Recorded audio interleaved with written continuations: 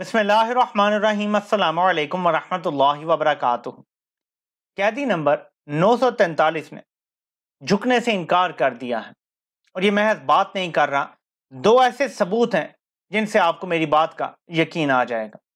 नाज़रीन, हर रोज़ नहीं तो हर हफ्ते ज़रूर कोशिशें होती हैं कि हाँ भाई आप बताओ, अकड़ ख़त्म हुई है, हमारे सामने झुकोगे, गिड़गिड़ाओगे, सजदा रेज़ हो जाओगे और वो रोज़ाना जाली खुदाओं के सामने झुकने से इनकार करके सोता है।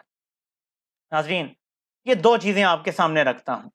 नैब ने 190 मिलियन पाउंड केस में रेफरेंस दायर कर दिया है।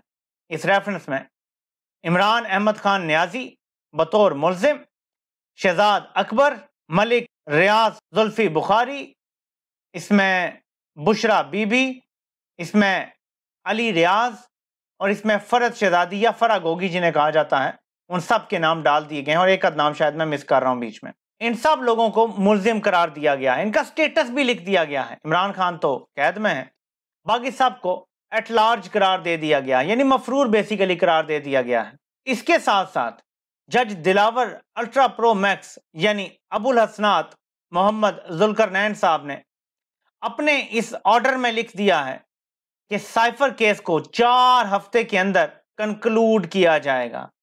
यानी साइफर केस में इमरान खान को 4 हफ्तों के दौरान सजा सुना दी जाएगी। 4 हफ्ते के अंदर अंदर यह ट्रायल मुकम्मल करने का कह दिया गया है। जो नैब ने 190 मिलियन पाउंड या अलकादी ट्रस्ट केस बनाया है, ये इतना बोगस केस है कि किसी सूरत दुनिया के किसी कैंगरू तरीन कोर्ट से भी इस केस में ये तमाम जो मुलजिम यहाँ पे बताए गए हैं, इनको सजा नहीं सुनवाई जा सकती। ये दबाव डालने के तरीके हैं कि अदालतें हमारी हैं, जज हमारे हैं। जज बशीर तो अपना पुराना खिलाड़ी है, जो कहेंगे सजा दे देगा और सिर्फ इमरान खान को नहीं, बुशरा बीबी को भी सजा सुना देगा। यानी इमरान खान पे दबाव डालने की कोशिशें हैं। अभी रेफरेंस दायर हुआ है, इमरान खान दबाव में नहीं आता तो सजा भी दिला देंगे, ताकि बुशरा बीबी भी जब जेल में होंगी तो इमरान खान टूट जाएगा, डील कर लेगा, बुजदिल भगोड़ा बन के मुल्क से फरार हो जाएगा और दोबारा कभी पाकिस्तान की सियासत में नहीं आएगा। दबाव को बढ़ाने के लिए साइफर केस को भी तेजी से चलाने का इंदिया दे दिया गया है।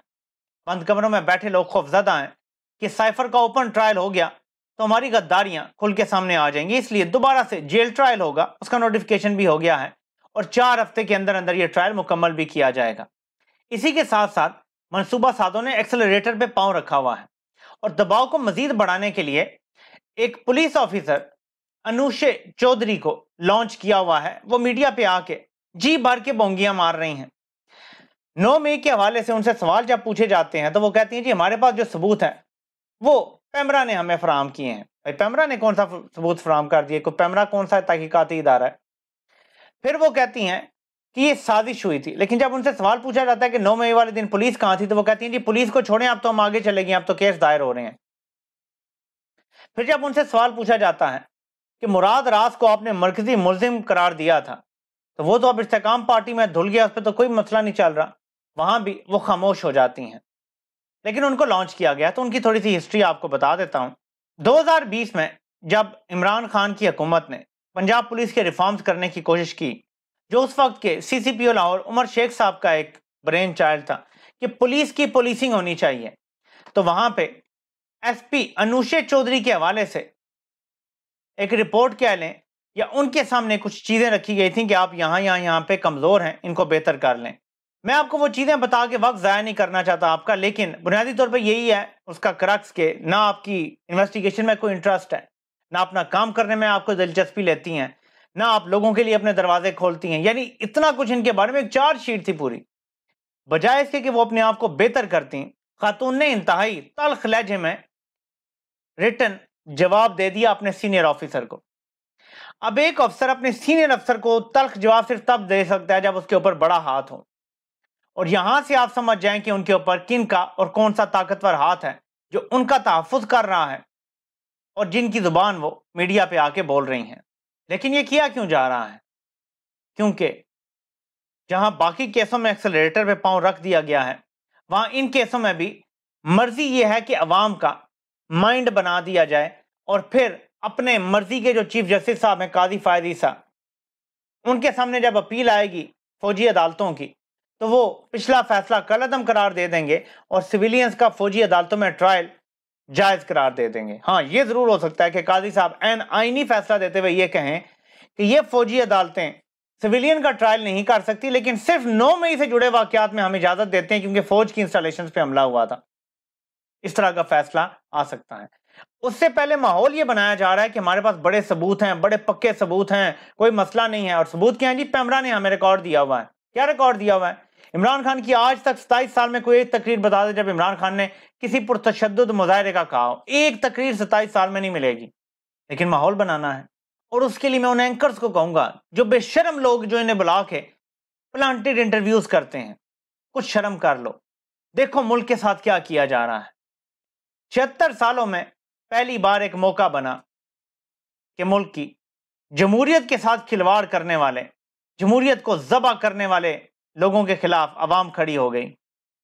जमहूरियत को फायदा होना था, लेकिन ऐन उस वक्त जब स्टैंड लेने का वक्त आया, पीपल्स पार्टी और नून लीग भी सजदा रेज हो गए और हमारा सारा मीडिया सजदा रेज हो गया उन कुव्वतों के सामने जो इस मुल्क में जमहूरियत का गला घोंटती हैं, आज़ादी राय, आज़ादी सहाफत का गला घोंटते हैं, शख्सी आज़ादियों का गला घोंटते हैं। उन्हीं के सामने सब सजदा रेज हो गए। ये तो स्टैंड लेने का वक्त था। सब स्टैंड ले लेते तो सबका फायदा था, सबको आज़ादी हो जाती, कल सबको फायदा होता। सिर्फ इसलिए कि एक बार इमरान खान ना आ जाए, उसको रोकने के लिए आप उन्हीं कुव्वतों को मजबूत करने चल पड़े।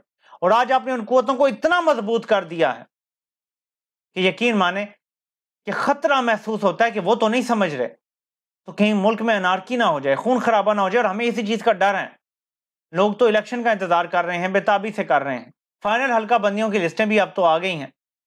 दूसरे हफ्ते में दिसंबर के इलेक्शन का शेड्यूल भी आ जाएगा। लेकिन फिर भी लोगों को यह शक है कि इलेक्शन नहीं होंगे, क्योंकि मनसूबा साजों को सबसे बड़ा खौफ यह पड़ा हुआ है कि वोटर नहीं पीछे हट रहा। अब वो एक यूनिवर्सिटी में तलत हुसैन साहब पहुंच गए। वहां के नौजवानों ने जो सवालात किए हैं, वो इन सारे बाबों के तो कानों से धुएं निकल आएंगे। अब तो बच्चा बच्चा मुल्क का पूछ रहा है भाई कि आइन और जमहूरियत तो कुछ और कहती है, आप लोग तो कुछ और हमें दिखा रहे हैं। ना हमारे हकूक दे रहे हैं, ना तालीम दे रहे हैं, ना सेहत दे रहे हैं, ना इंसाफ दे रहे हैं।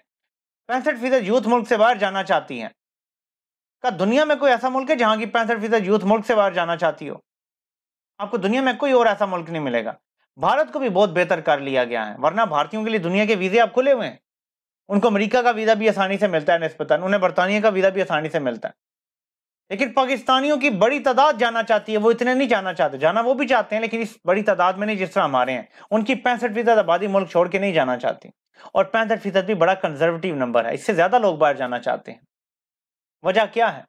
वजह यही ताकत की हुक्मरानी है। ये जिसकी लाठी उसकी भैंस वाला निजाम है। जो ताकतवर है वो जो चाहे करे।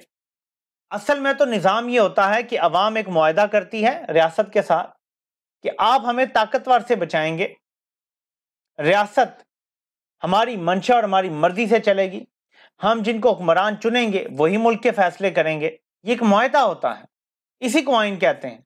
लेकिन इस मुआहदे का कोई पास नहीं रखता। तो अगर जो ताकत में बैठे हैं लोग वो मुआहदा नहीं मानेंगे, तो अवाम क्यों पाबंद है इस मुआहदे की?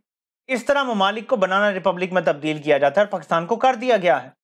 रास्ता अभी भी सिर्फ एक है, बजाय इसके कि कभी अलकादिर ट्रस्ट केस बनाया जाए, कभी तोशाखाना केस बनाया जाए, कभी 9 मई का केस बनाया जाए, कैदी नंबर 943 से जाके जेल में माफी मांग ली जाए, तमाम बोगस केस खत्म कर दिए जाएं, फ्री एंड फेयर इलेक्शन करवाए जाएं, और वो इलेक्शन जीत के अपनी विक्ट्री स्पीच में कहेगा मुल्क भी मेरा और फौज भी मेरी।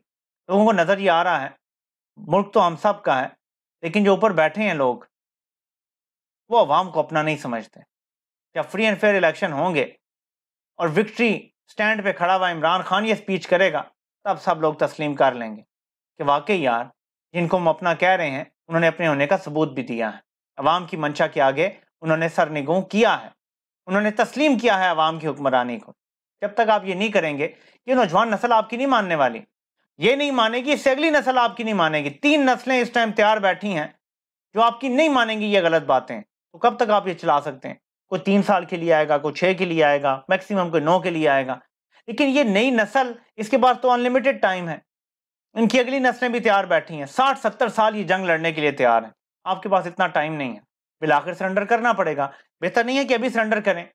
अभी का सरेंडर आपकी सारी लॉस्ट पॉपुलैरिटी, क्रेडिबिलिटी बहाल कर देगा जब Imran Khan free and fair election के बाद विक्ट्री स्पीच में ये नारा लगा देगा जो मैंने बोला है। इसके अलावा कोई सोल्यूशन अगर निकल आए तो हमारा नाम तब्दील कर दीजिएगा। आपसे इंशाल्लाह फिर मुलाकात होती है। अल्लाह पाक आप सबका हामी नासिर हो। अब सबके सुनने का बहुत बहुत शुक्रिया।